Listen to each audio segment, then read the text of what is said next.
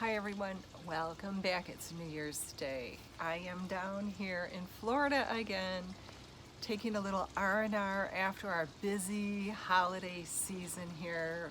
We had Christmas that we just went through. Today we went to the farmers market and we love shopping at the farmers markets. I want to tell you about 10 things I do not buy from the grocery store anymore. And in this video, I want to tell you why I don't buy them from the grocery store anymore. All right, stay tuned.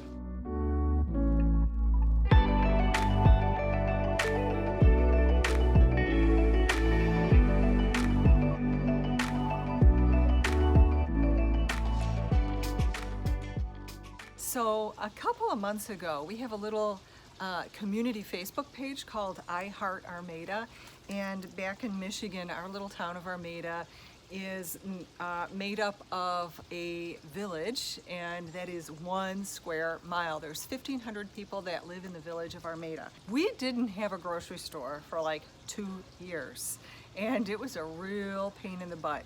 So we all had to drive over to Richmond to the Kroger's, or we drove to Romeo. Man, it's like a 7 or 8 mile drive just to go to the grocery store. We had a little party store in Armada just to grab like basic essentials, but we were so happy when Vinegar's took over the little IGA and opened up.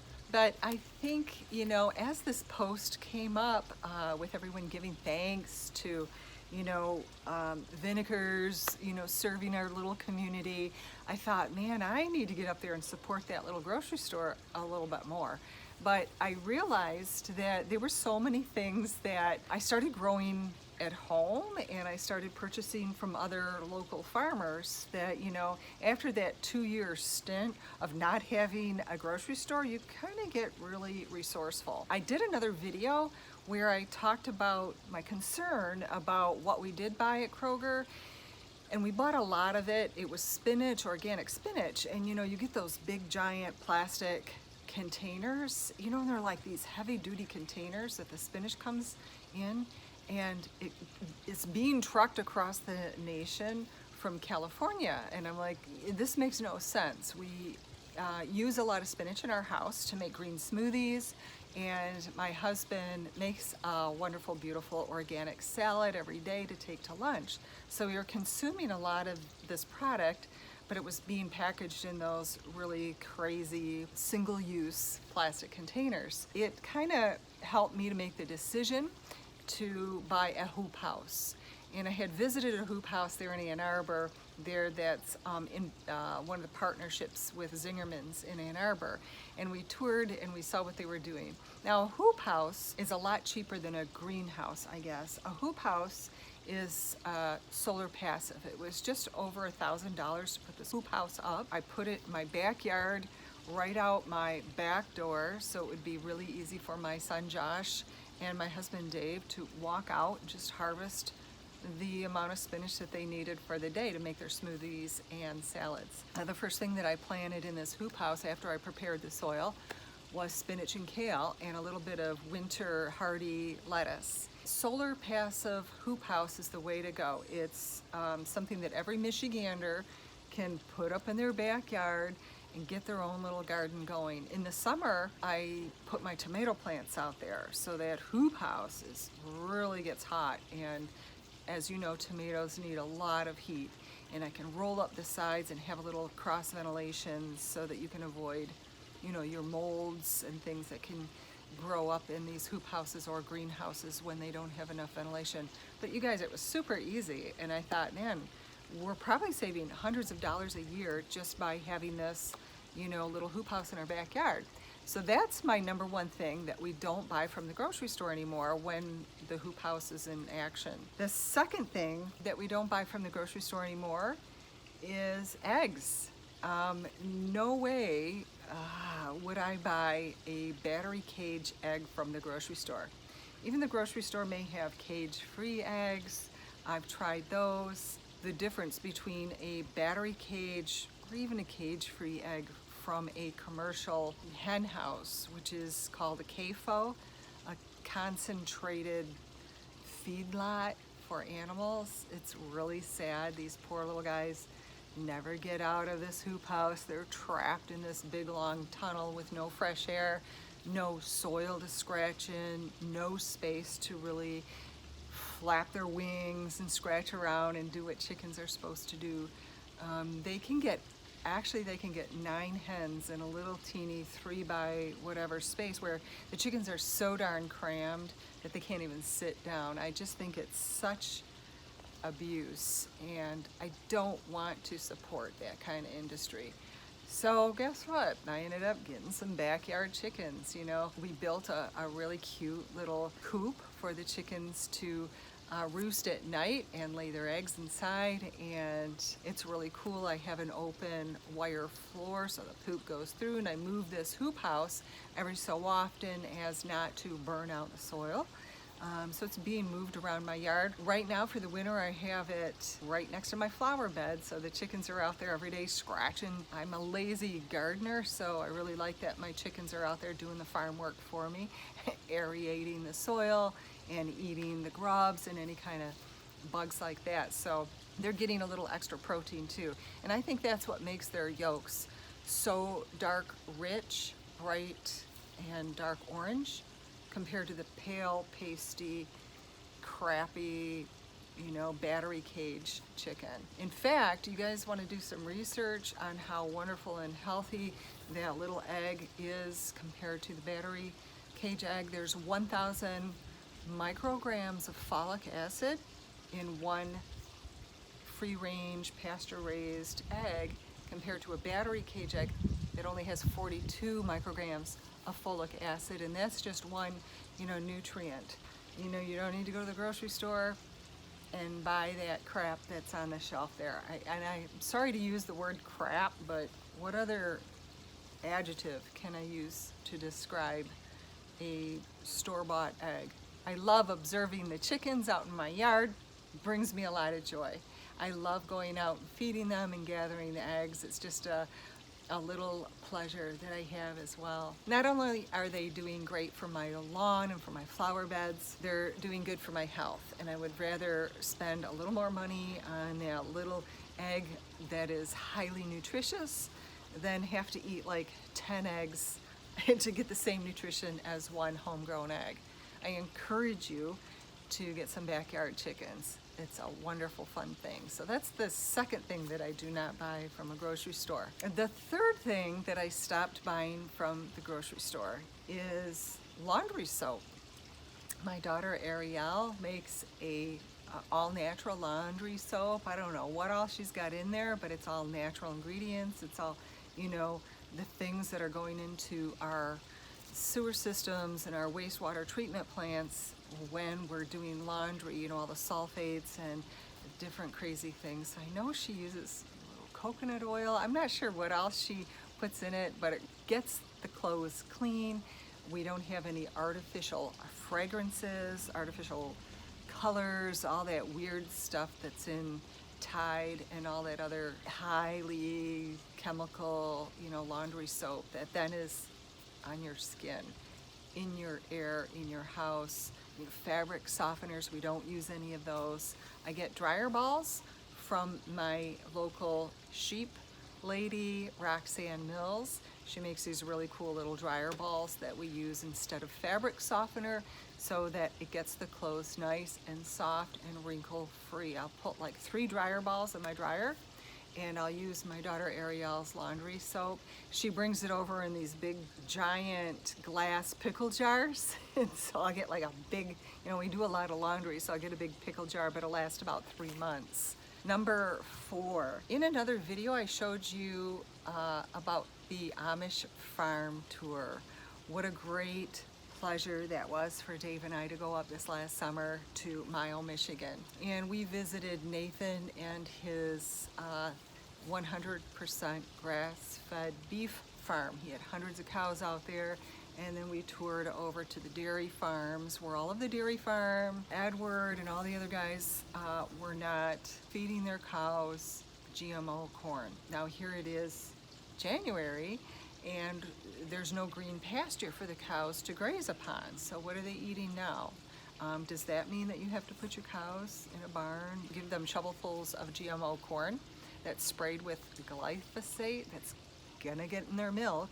No, that's not what it means. It means that you have created some really great hay, really high quality, highly nutritious hay that you've stored up throughout your a couple of cuttings during the summer. The Amish were actually using something called haylage, and it was in the big, huge round bales, and it smelled slightly fermented. It had a really nice smell. It was really cool. I learned a lot on that Amish farm to where I highly suggest watching that video. So what we did when we were up there, we had a bunch of coolers in the back of the Subaru, and we loaded up with 100% grass-fed beef. We took a whole bunch of different cuts, coolers full. I think we spent about $250 maybe.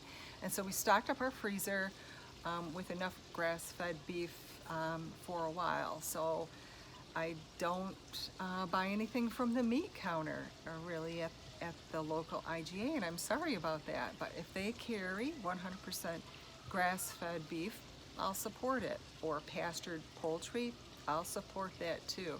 I'm looking for something with no antibiotics, no hormones and steroids, and no residue of herbicide that's flowing through that milk or meat. So that's number 4. We don't buy meat from the local grocery store.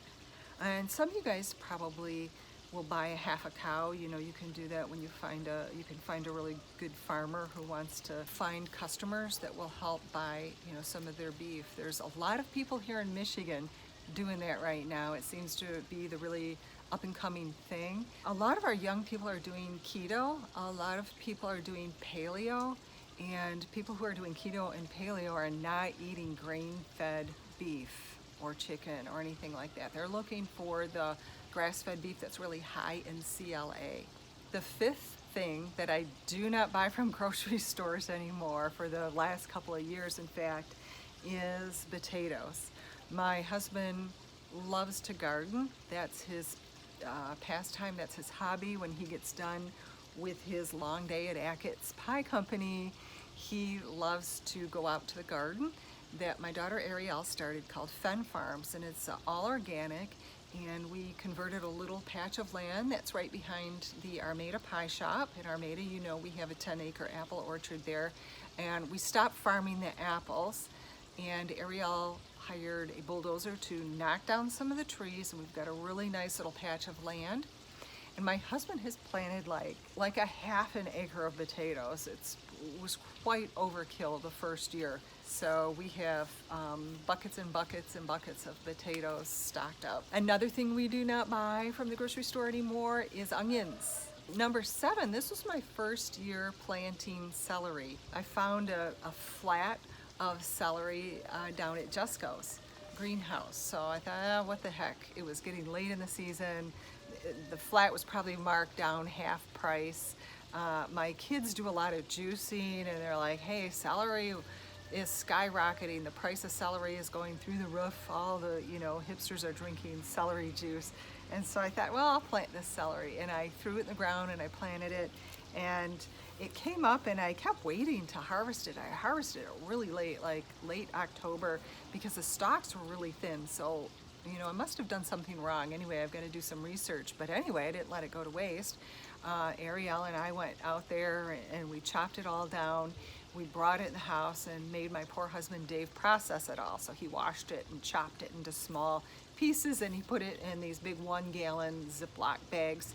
So we have tons and tons of chopped celery in the freezer, and I've used it quite a few times already. I've made goulash, and it's just so easy when it was already processed and hanging out in the freezer. So I would like to mention that, of course, the potatoes, the onions, the celery are all organic as well. And everything grown in my hoop house is also organic. We don't use any pesticides or herbicides.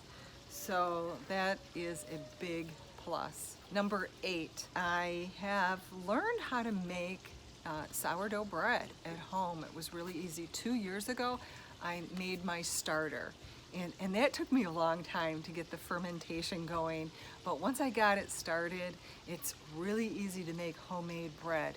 What I do is buy like a 20-pound bulk container of Einkorn wheat kernels. also buy, you know, hard red wheat and red fife.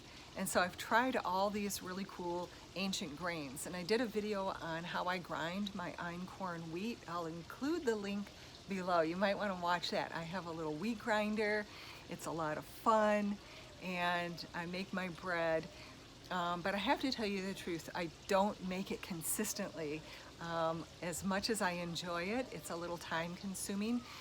But it's pretty easy, you guys, and it turns out really well. I used Chad Robertson's recipe. I bought a couple of Chad's books. He owns a bakery in San Francisco called Tartine Bakery, and it's a really cool different method on how to make this bread. So I highly suggest Chad's recipe and technique. I studied up on it, bought his cookbooks, and I can make a pretty darn good mean loaf of einkorn wheat. People who perhaps have a wheat allergy and can't eat bread anymore, I'm going to suggest trying einkorn wheat. You can buy it in the grocery store, actually. But I prefer to buy my own kernels, grind them, make my bread. It's not hard. It's a lot of fun, and it tastes wonderful. So I have mentioned 8 things so far, and you can imagine the cost savings by growing your own potatoes and onions and celery, the cost savings to buy wheat kernels bulk and grind them yourself. It's like pennies on the dollar on my food. So we're not only eating organics and homegrown food, but we're also saving a lot of money.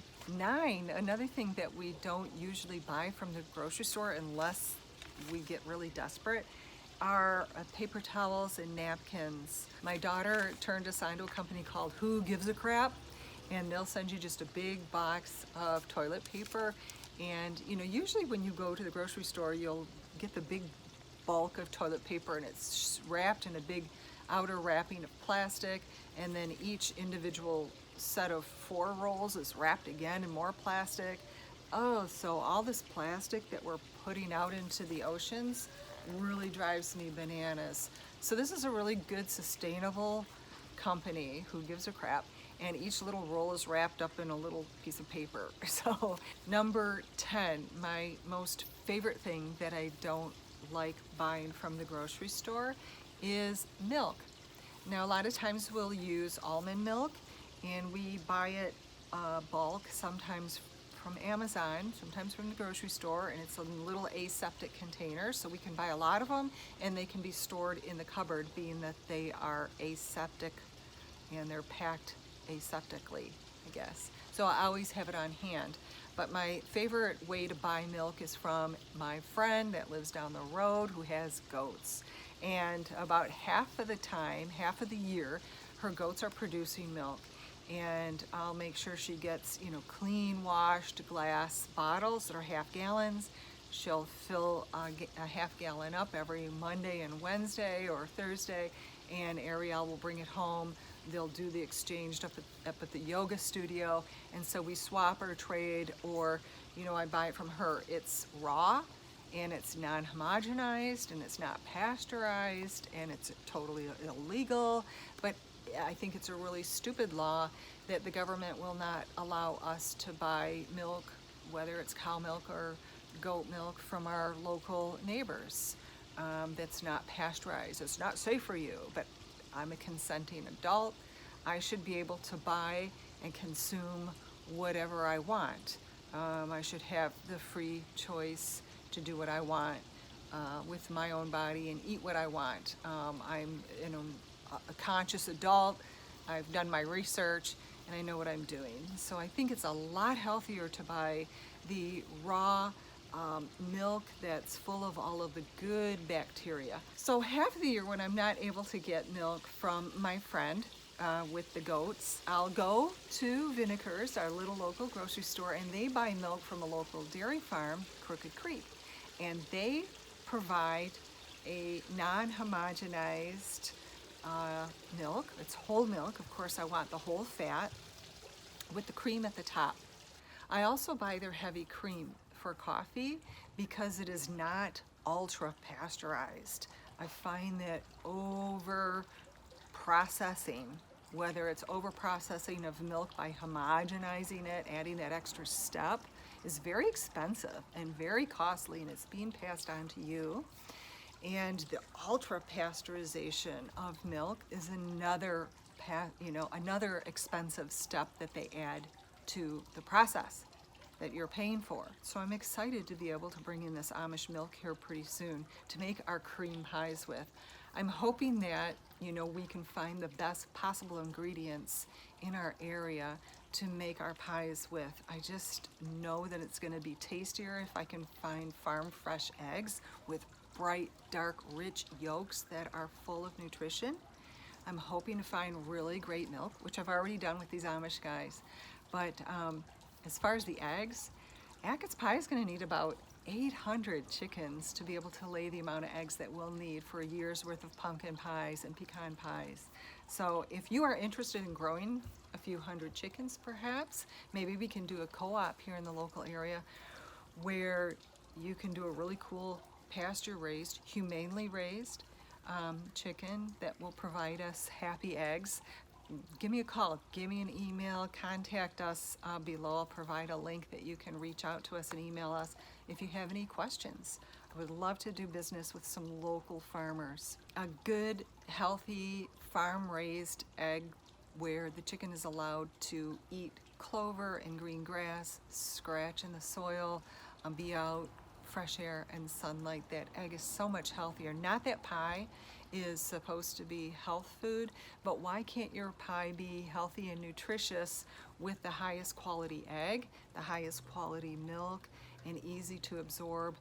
Maybe people who are allergic to wheat, dairy, or eggs will be able to consume our products here eventually once we switch over to much healthier ingredients like Einkorn flour and whole non-homogenized milk that's grass-fed, and good healthy chicken eggs that are humanely raised. So you guys stay tuned. 2020 is going to be a real turning point for us at Achatz Pie Company. We are on the search for the best quality raw ingredients that we can find, working directly with the farmer, cutting out all the middlemen, and being able to pay the farmer more. In fact, by us cutting out the broker and the distributor here with our milk, working directly with the farmer's dairy up in Mile, Michigan, the dairy farmers are now going to be able to get paid 3 times more for their milk. I'm not paying 3 times more for the milk, but like I said, we've cut out a couple of middlemen. We're working directly with the farmer. I visited the farmer. I know the farmer's names and the names of their kids. So I think that's a really big, important part of making sure that these animals are being raised in a good, healthy environment, and in turn giving us good, healthy food to make pies with. So excited about it, you guys. Another thing that we do and why we don't shop so much at the local grocery stores, we support the local farmers markets. I've got a few clips here today of when Dave and I went to the Philippi Creek Market in Sarasota, Florida. Of course, there's not a whole lot of outdoor markets going on in Michigan right now. I think the Eastern Market, Detroit, goes year-round. Get down there and support them. But here in Florida, they've got one of the coolest little farmers markets there right off of 41 Tam-Miami Trail in Sarasota at the Philippi Creek Estate. And we actually walked around the estate and looked at the historical buildings and learned all about the history of this beautiful area. But it's a beautiful place. I got a lot of fun video and shots. I think there were more dogs there than there were humans. You guys, support your local farmers markets. It's so important to do so. The food movement is making big changes here in this country. We're coming to understand the importance of eating organics, not only for ourselves, but for our soil health. We don't want to continue to kill the biology in the soil because it's causing a lot of runoff. We're losing our topsoil, guys, here in this country like crazy. I've got a link below if you want to learn the real facts about how and why we're losing our topsoil in this country, and how it has caused a huge dead zone in the Gulf of Mexico, one of the largest dead zones in the planet, thanks to agrochemicals and the conventional way of farming in huge monocultures.